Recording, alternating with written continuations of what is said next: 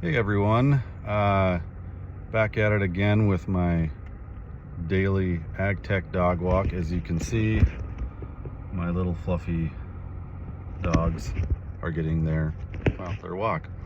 A little later today though, on the 7th of March, but I wanted to mention kind of a follow-up from a post I saw today about TELUS, my old employer, which I left around 2 years ago, actually, about this time, and them buying ProAgrica, which at the time when I was there was one of their biggest competitors, as they were owned by the Relics Group, and they just closed the purchase last week, apparently, to their former CEO, or was he CEO, Graham McCracken, and he had a nice little post about some of the reality. So I thought I talk a little bit about it because of the closeness I was to it, and knowing a lot of people from there through my little daily Uncensored AgTech Dogwalk.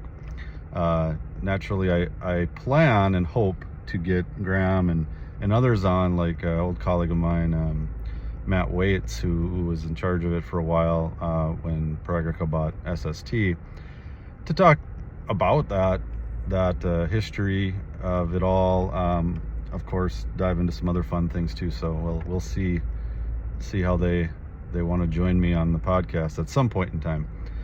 But to the point with it all that Graham brought up is, it's almost too big maybe to work, and then they apparently let go a lot of the ProAgrica employees coming over. And I mean, as a corporate entity, I mean, it's not surprising, because through their buy-up of all the companies when I was there, so I mean, it was something like, I think at one time it was 15 companies, 1,500 people at its max around, and all that was done in around, and most of it was done in 2 years. I think it overall was like 3 years, and heck, I think they spent close to $1 billion on it all. And they've kind of, the TELUS Ag part has, I mean, honestly, it's kind of fell apart.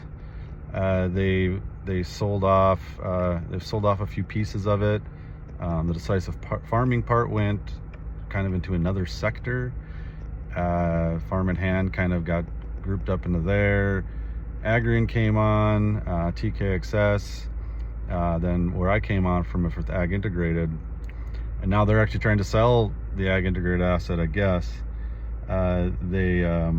They bought a majority share with Rabobank, with Conservis, and then they just sold that off in December to Traction Ag for pennies on the dollar, from what I grasped. Overall, and there's another one I'm missing. Either way, things aren't working good. It's like these giant companies, corporates, buying a bunch of smaller companies and kind of creating a mini conglomerate. Well, a major conglomerate, not a mini one, is actually a kind of a big issue. It doesn't really work that well, and I think we all can understand why. Probably a big reason is most of these companies they bought, I mean, they're from entrepreneurs, they're from smaller groups, for the most part.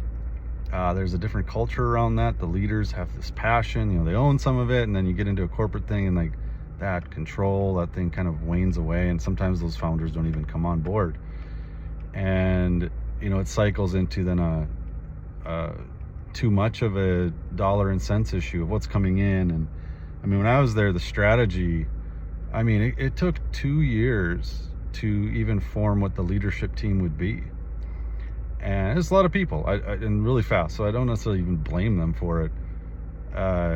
It was kind of an audacious task to take on so many people. And what they were trying to build was like kind of a more larger comprehensive software, and selling off parts of, licensing parts of the back ends of these two other companies that would build their own software and things of that nature. And even, so for a lot of people, it's hard to find a fit where they would go.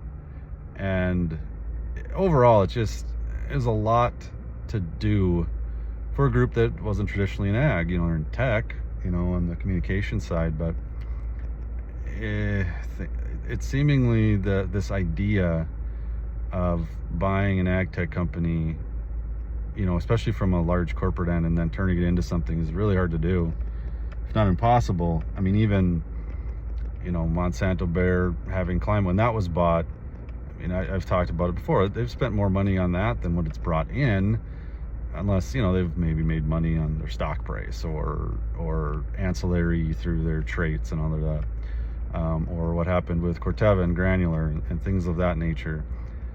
It just goes to show you money, and even in the investment side of it, I talked about, and we all know that money doesn't necessarily solve problems. Putting a bunch of money in these companies, building them up to get sold for a lot, and maybe they get sold for a lot and a few people win, but the people that actually use the software don't really win, because they have to use it, and then something happens, the quality goes down, employees leave, retention, all this stuff, you name it, it doesn't work. And so them buying, now getting back to the TELUS part, them buying Priorica, it's like, why? And part of it is, I heard they got it for really cheap. They can enhance stuff, bring in people. Maybe it's an acqui-hire thing. They can enhance their agri and TKXS side on it, I suppose. And so it's like, why not? They always wanted them. They were looking at buying them when I was still there. And even before that, heck, they were almost gonna, before they bought anybody in ag, they almost bought Farmer's Edge for $400 million, from what I understood. And then the CEO wanted that, but some of the other leadership said, no, here's the reality. And I talked about that a little bit in the podcast with Vibhor, their new CEO, a few weeks ago. All in all, though, tricky situation. I could probably talk about this for a long time, and I hope to dive more into it with the likes of Graham and Matt, or whomever else from the Pro-Agrica side that was there. It kind of knows a little more ins and outs, and maybe can talk now. So a little longer AgTech Dogwalk today, but a lot to talk about still, and curious on your thoughts. And we'll see you next time, I guess. See ya.